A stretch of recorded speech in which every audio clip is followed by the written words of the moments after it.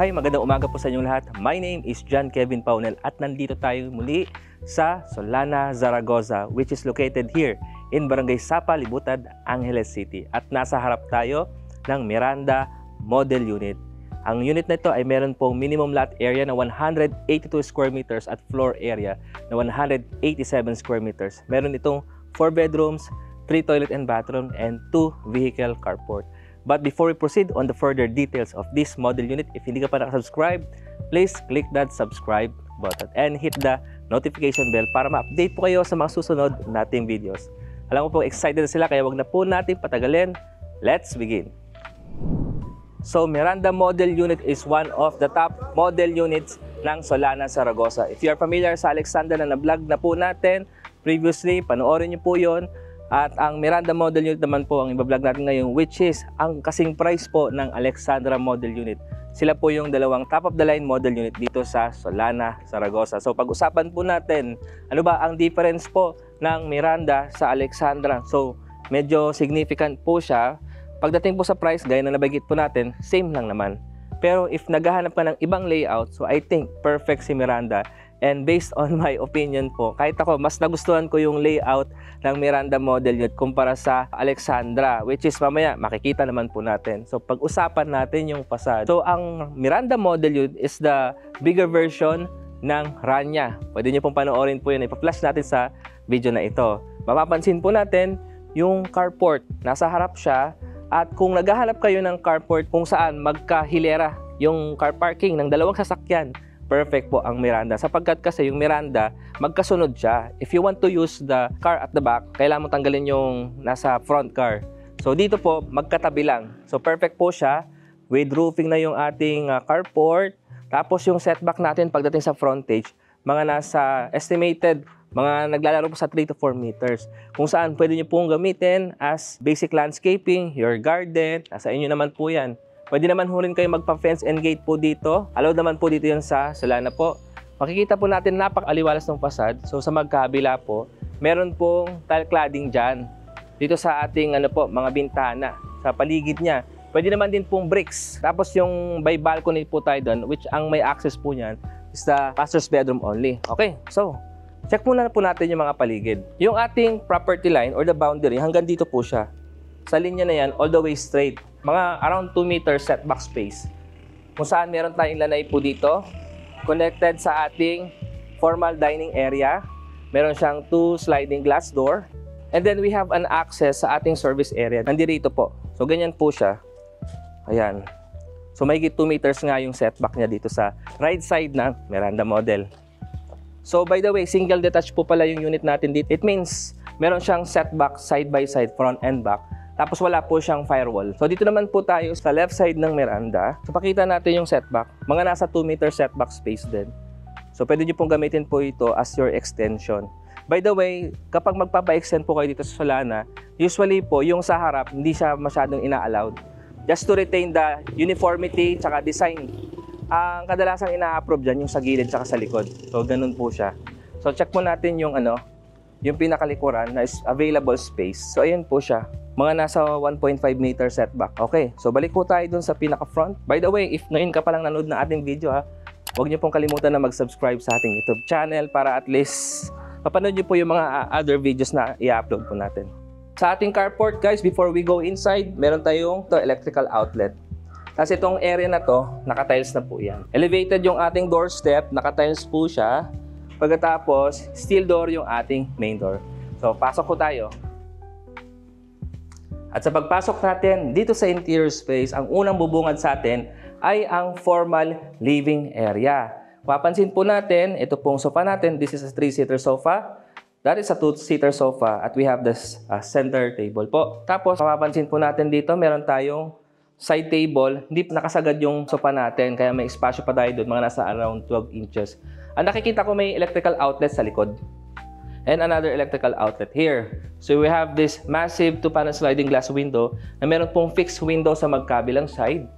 And another 2-panel sliding glass window dito. Meron tayong electrical outlet doon for the air condition. Yung height, floor to ceiling, mga nasa mahigit 9 feet po siya. Yung ating flooring dito, this is a ceramic floor tiles. Open concept space kaya medyo may pagka maaliwalas. Actually, marami po akong client na prefer nila yung layout ng Miranda over Alexandra. Pero naman, of course, it depends. May mga client pa rin naman ako na mas pinipili nila si Alexandra. Nasa tao naman po talaga yan. And then, yung ating pinaka-ceiling po, metal deck po yan, which serves as the concrete slab ng second floor po natin. Okay. Then, sa pag-proceed natin dito, kitang-kita naman na meron tayong 6-seater na dining table dito, which is, maliit pa nga ito eh. Kasya-kasya pa kahit mga 8-seater or 10-seater. Long table. Perfect po siya. Then sa magkapila, you have enough room. Mga nasa 1 meter. Then dito naman po, nasa 1.5 meter room. And then, ito yung ating lanay. Kaya if ever na magpapa-extend ho kayo, meron po tayong espasyo po dyan. Actually, maganda ito kasi nga, if ever may bisita ka, then nahihiya ka pumasok dun sa pinaka-main door, pwede ka mag-access dito sa ating lanay, dadaan sa ating formal dining area, at magpuproceed dito sa ating main kitchen. So this is our main kitchen. Mapansin nyo, U-shape yung ating kitchen countertop. We have this turnover na range hood tsaka gas range. Electric po ito. Meron siyang double stainless steel sink, and above, merong 2-panel sliding glass window which serves as an air vents at saka yung pass-through ng natural lighting. Meron po tayong mga wall mount cabinet and electrical outlet dito. May mga shelves na rin. So check natin, saan ba nakatago yung switch breaker natin. So dito po, ito po yung switch breaker natin. Nandito siya sa loob ng ating wall mount cabinet. Nakatiles na yung ating kitchen countertop. Meron na rin pong side tiles dito. And may yung switch tayo dito. Tapos meron tayong access sa ating service area. Bali, ito po, ano siya? Tingnan natin ha. I think this is a steel. Hindi ako sure eh. Wait lang. Hindi, ano po siya? Wood flush door lang siya. Pagkatapos, ito po yung ating service area. Meron po tayong main drain dito. Tapos, ito po yung faucet. Naka-intend po siya just in case mag-washing machine po kayo. Nandito po. May outlet tayo dito and another countertop dito. Single stainless steel sink siya with faucet. Tapos, naka-tiles. Yung height floor to ceiling, mga nasa 8 feet po yung taas niya. Meron tayong 2-panel sliding glass window dito. Pwede rin siyang ano po, maid's quarter. Nasa inyo naman po if you want to use this area as a maid's quarter. So check naman po natin yung toilet and bathroom dito sa ground floor. Wood flush door yung gamit. By the way guys, pagpasensya nyo na if medyo madilim yung ating video. Marami ko kasing nag-complain na madilim daw. Kasi nga po, yung minsan yung mga model unit na ina-access natin, wala silang ilaw. Kagaya po dito, wala po talagang ilaw yung model unit. Pero, I hope na kahit paano magkaroon silang idea sa mga bahay na binibenta natin dito sa Pampanga. So, ito po natin yung first toilet and bathroom. Naka-tiles po yan. Halfway lang po pagdating sa shower area. We have the water closet, wall mount, lavatory, and then may soap holder, pati yung tissue holder. Yung ating air vents doon, it is an awning type window. Yung height floor to ceiling, mga nasa, ano po siya, around 8 feet height. Steel door jamb. Lahat po ng mga pintuan nandito, steel door jamb po yung ginamit. And of course, this is our first bedroom. Kasi nabanggit natin, 4 bedrooms. So let's access. So white wood panel door yung ginamit. Mapapansin po dito, actually this is double size bed. Kasya pa kahit mga king size bed. Sasagad nga lang siya dun. Tapos meron ka pang enough room dito. Siguro estimated mga nasa ano po ito, 22 inch yung room niya dito. Same din dun. May electrical outlet tayo dito. Tapos may outlet for the aircon. Lahat po ng room natin, may mga outlet for the air condition. So dito mga nasa 1 meter room pa nga. So sa magkabila, meron tayong mga 2-panel sliding glass window po dyan. So yun, nakita na po natin yung space dito sa ano natin, first bedroom. If you have mga kasama na family elders, so dito sila, perfect po sila dito. So let's check the other areas. And then ito naman po yung ating staircase. May storage po tayo below. Ayan. Itong area na to, since open concept yan, pwede kayong magpalagay ng TV console. Tapos dito, vertical louver para meron po kayong mga partition. May outlet tayo dito. And ito naman po yung ating staircase. Nasa 1 meter mahigit yung kanyang lapad. Wood handrail, steel railing, solid wood stair treads yung ating mga steps po dyan. And then let's go upstairs and let's check the details of the second floor. Tara po. Okay, so sa pag-akyat po natin dito sa second floor, ang una nating mapapansin dito, yung flooring. Kung sa baba, ceramic floor tiles, dito naman po, vinyl tiles yung ginamit. Actually, sa mga client ko po na pinapupunta ko po dito, ito yung nagugustuhan nila, yung tinatawag na family area. Napakalawak niya, pwede ka pa maglagay po din ng billiard table or TV console dyan. You have the sofa here. Dito kayo mag-banding po ng family members nyo, or if you have visitors, friends, pwede ho kayo dito. Meron tayong mga magkabilang 2-panel sliding glass window. We have the outlet here and this massive window. Sa gitna, 2-panel sliding glass window. Then sa magkabila, fixed window, tsaka dito sa taas. Yung height floor to ceiling, mga nasa 8 feet po yan. So medyo spacious yung family room natin. Okay, check naman po natin yung second toilet and bathroom natin. This is a common toilet and bathroom. Iba yung layout niya. That is our water closet, tissue holder. Meron tayong ano po dito, pedestal lavatory. And actually yung Miranda model lang po, yung shower area niya na may enclosure, kagaya nito. Siya lang po yung nag-iisang model unit na may ganyang klaseng enclosure. Pero medyo malaki yung common toilet and bathroom natin dito sa second floor. Okay, let's check naman po yung mga common rooms natin, mga regular beds. So, sa taas po, 3 bedrooms, including the master's bed. Dito muna tayo sa left side ko. Ito yung bedroom number 2 natin. Uy, medyo malaki siya. Ayan po. Evident naman po sa video natin. Tingnan niyo po. Mga nasa 2 meters kasi yan eh. Yung pag ganito ko yung mga kamay ko. 2 meters. Oh, mga nasa 4 meters. Same din dito. Yan natin ha. Sukatin natin guys. Oh, mga nasa 4x4 meters yung dimension natin dito. Kasyang-kasya po yung queen size bed. Then you still have enough room for a cabinet tsaka side table. Ayun po yung mga outlet natin dito sa aking left side, sa right side, and an outlet for the aircon.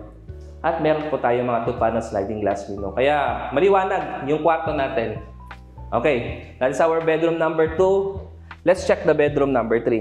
Okay, ito yung ating bedroom number 3. Hindi siya perfect na square or rectangle na kagaya nung nakita natin sa bedroom number 2. So medyo meron pa siyang ano ito, irregular shape. Pero spacious pa rin naman. And then we have 2-panel sliding glass window. May mga screen na yung window natin. Tapos of course, an outlet for the aircon. Nandito siya. Ayun o, ito yung baby crib natin. Pero kasya pa dito yung double size bed or queen size. Tapos may enough room ka pa for a cabinet dito. So yun. Yun na po yung ating third bedroom. Now let's check. Last but not the least, the master's bedroom. Ito yung isa sa mga pinakagusto ng karamihan po eh. So pasok tayo. So ito yung ating master's bedroom. Kitang-kita naman po. Actually, this is a king size bed. Kung tutuusin, ano lang naman po yung mga empirical measurement lang po. Ano po, masyado siyang spacious. Pwede ka pang maglagay dito ng another bed. Tapos, yan po. Kitang-kita naman po, meron tayong sofa dito. Then you have enough room, mga nasa 1.5 meters dito.